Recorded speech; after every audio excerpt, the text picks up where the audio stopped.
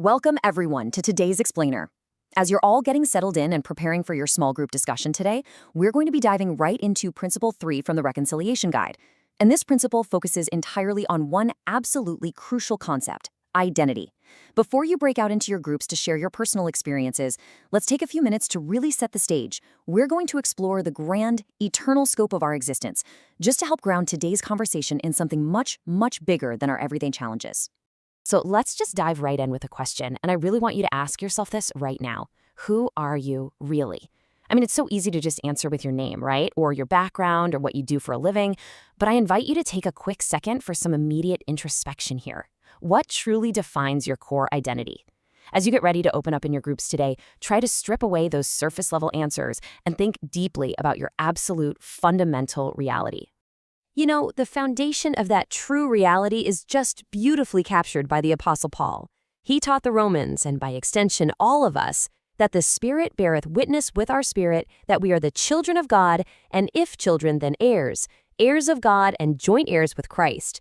Let's really anchor ourselves in that doctrine today.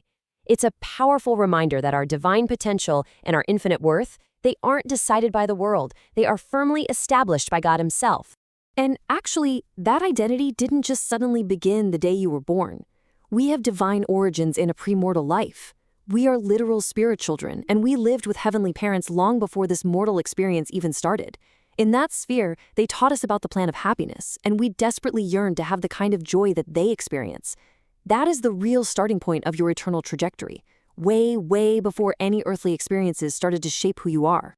But then we enter mortality. And society constantly tries to redefine us, right?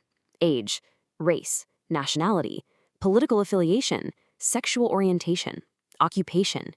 It can feel incredibly overwhelming and, honestly, just chaotic when society pressures us to define ourselves primarily by these restrictive little boxes. Ageism, racism, nationalism, these labels constrain us. And it's so easy to get pigeonholed into a stereotype based on just one single temporary facet of our lives. Now, what's really interesting about this next point is a powerful warning from President Russell M. Nelson regarding all this intense societal pressure. He said, if any label replaces your most important identifiers, the results can be spiritually suffocating. And when you think about it, the adversary actually rejoices in these labels because they inherently divide us. They restrict how we view ourselves and how we view each other. Now, sure, some of these designations might hold real significance for you, but letting them completely displace your eternal identity, that ultimately cuts off your spiritual oxygen. So we're often pulled between these two competing forces. On the one hand, we've got worldly labels. They're temporary, restrictive, divisive, and ultimately they're powerless to lead us toward eternal life. Contrast that with our eternal identity. That identity is permanent, expansive, and unifying. It affirms your divine DNA and your absolutely unlimited potential. So let's conceptually dismantle all those chaotic earthly labels right now and instead anchor ourselves in the unshakable peace of our divine reality.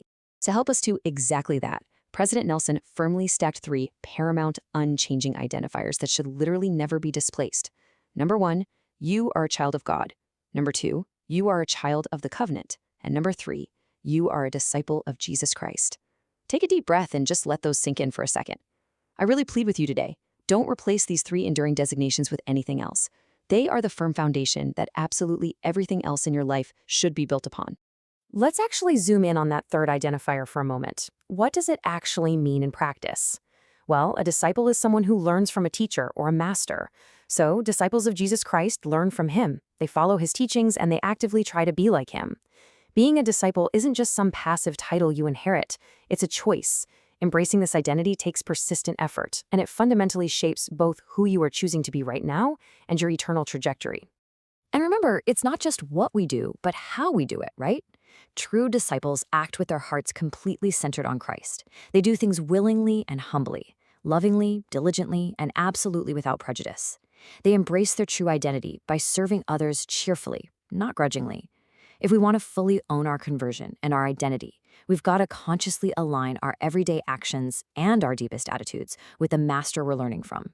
Okay, let's dive into this and bring these grand eternal truths down into the specific context of your group today. For many of you working through this discussion, a significant part of your journey involves experiencing same-sex attraction. Now, our guide teaches us to contextualize this, not as a core, overriding identity, but as one facet of mortality. It's a unique, highly purposeful part of your mortal education. Think of it as just one sound in a much larger, much more complex orchestra of experiences that make up your life here on Earth. Your unique mortal journey is a lot like a rigorous, winding path up through the mountains. As the Reconciliation Manual points out, no pain that we suffer, no trial that we experience is wasted. It ministers to our education. This experience, including all the complexities and challenges it brings with it, is purposefully meant to develop patience, fortitude, and charity along the way. It's a path meant to build character and purify hearts, ultimately making you ever more tender and worthy to be called a child of God. And this perspective is just beautifully reinforced by President Dallin H. Oaks. He advised, don't choose to label yourselves or think of yourselves in terms that put a limit on a goal for which you might strive. While same-sex attraction is a real, vital, and important part of your mortal experience, it should never put a ceiling on your ultimate goals. It should never overshadow your potential for eternal life or that sacred goal of eventually becoming like your heavenly parents. Ultimately, embracing your journey means recognizing your own infinite potential. It means understanding that the specific weaknesses and challenges we uniquely face in mortality, they are there to engender humility.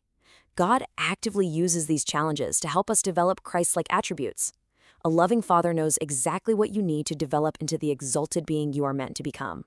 Every step, every challenge, every single experience on your path is preparing you for your celestial home. So, as we wrap up this explainer and you get ready to transition right into your small group discussions, I want to leave you with a final thought to ponder. How will prioritizing your core identity change your journey today?